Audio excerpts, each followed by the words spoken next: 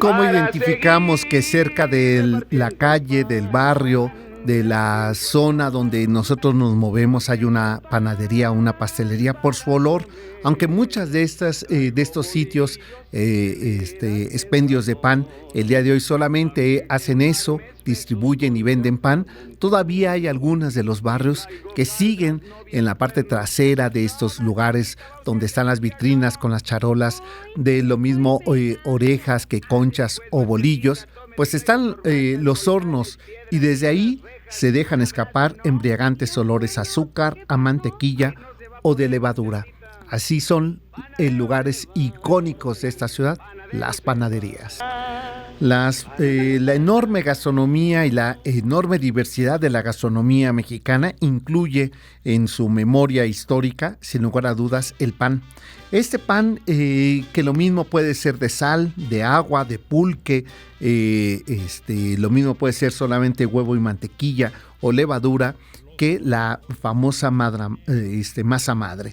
Pues durante la conquista, los hornos familiares, sobre todo de familias criollas y españolas, comenzaron así a dejar escapar de esos gruesos muros de las casonas y en especial de las cocinas tanto de conventos como de casas virreinales, los olores que despedían esos panes. Aunque eran unos panes incipientes, por no decir que insípidos, porque no se contaba todavía con los recursos suficientes y necesarios para mezclarlos y convertir esto en lo que más tarde sería una industria. Sin embargo, sí hay que decir que desde 1524 hay registro de los primeros servicios de pan que se ofrecían en las mesas criollas. ¿Por qué resulta tan importante dentro de la historia de la gastronomía de la colonia y de la conquista el pan?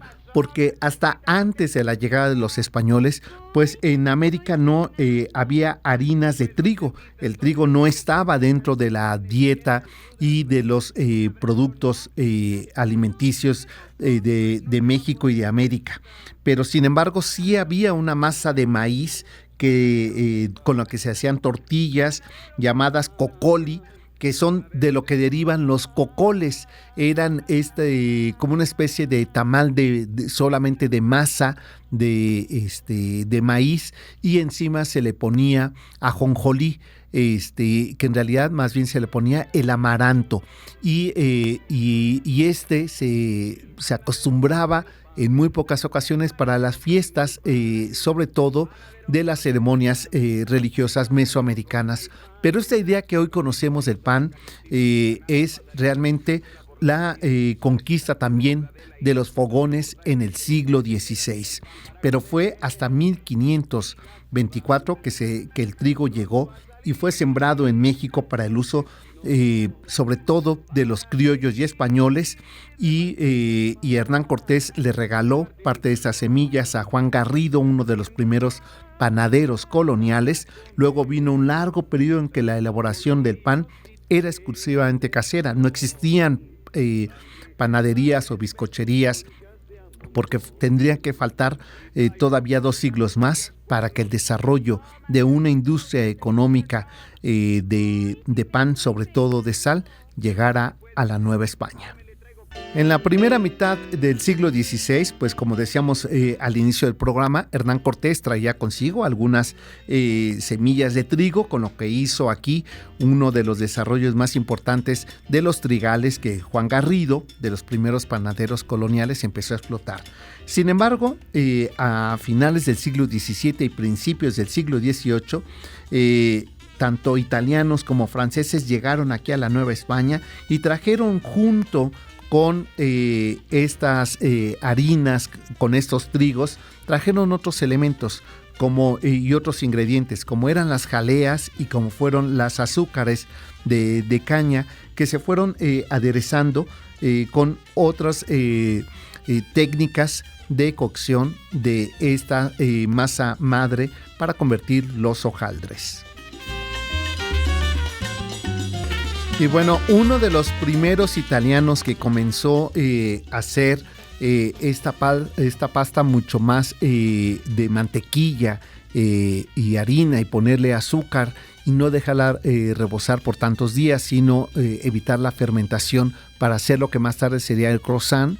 Es un personaje que nos suena en la historia de México, Manuel Maza.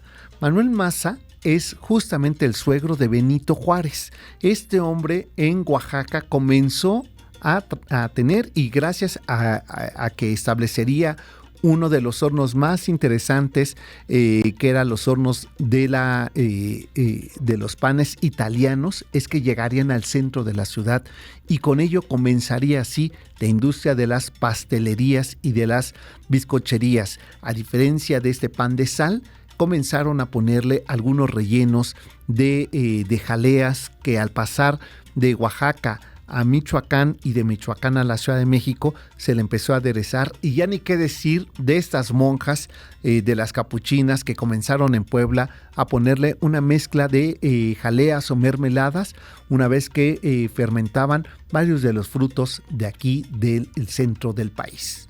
Bueno, junto con la llegada de Carlota y Maximiliano a estas tierras ya del México independiente en la segunda mitad del siglo XIX, trajeron consigo el brioche, este pan inflado, delicioso, francés, pero aquí se le puso, porque era un poco insípido, un poco de glaseado.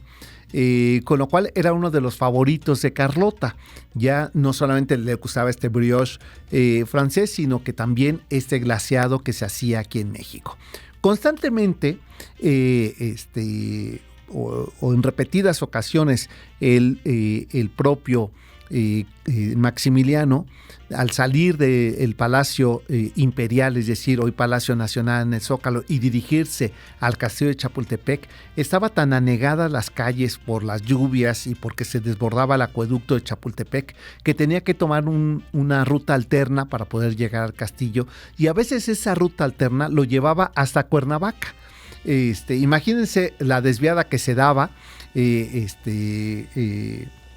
Maximiliano, y estando allí en Cuernavaca, pues ya se da cuenta que era muy tarde, y bueno, regresaba y decía los panes de Carlota, y bueno, pues adquiría estos tipos brioche que debido al calor de Cuernavaca se empezaban a secar, se cuarteaba ese glaseado, y cuando llegaba ya tarde, que para que no se enojara Carlotita, mamá Carlota, pues decía, mira, Concha Miramón, la esposa de quien fuera su general militar, te mandó estos panes, y de ahí viene el nombre de Concha, que hace referencia a que le traía estos panes glaseados originalmente, y ahora tienen este azúcar y podían ser de chocolate o de vainilla.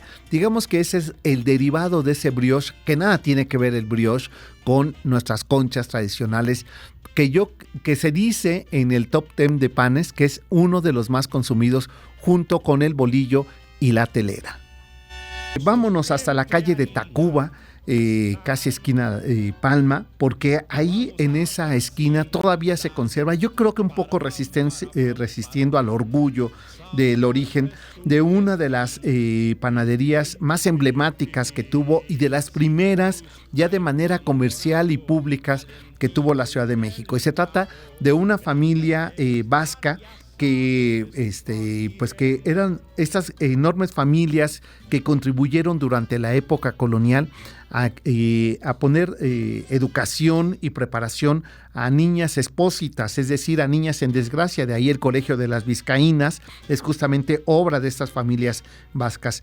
Y bueno, pues así establecieron estas familias vascas uno de los primeros lugares panaderos en México, que es Vasconia, que es sinónimo de pan, y ha sido referente por más de 140 años este sitio.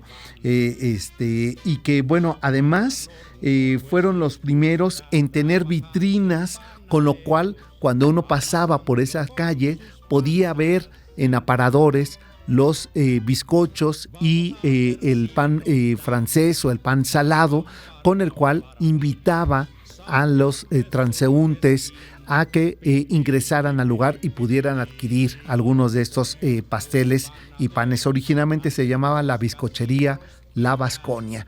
Bueno, otra de las grandes pastelerías que llegaron hace casi 40 años, 140 años, perdón, a México, es sin lugar a dudas el Globo. Esta pastelería que trajo una familia italiana, la familia Tenconi, entre las calles de San Francisco y Coliseo Viejo, hoy la llamada calle Madero e Isabela Católica, en el mero corazón de la Ciudad de México, se estableció la primera pastelería bizcochera de México, de estilo italiano, donde trajeron por primera vez el croissant, donde también el brioche, y donde uno de los panes íconos de este lugar, que bueno, y que lleva el nombre justamente por esta unificación de Italia, que es el Garibaldi. Este panqué con chochos encima, ¿no?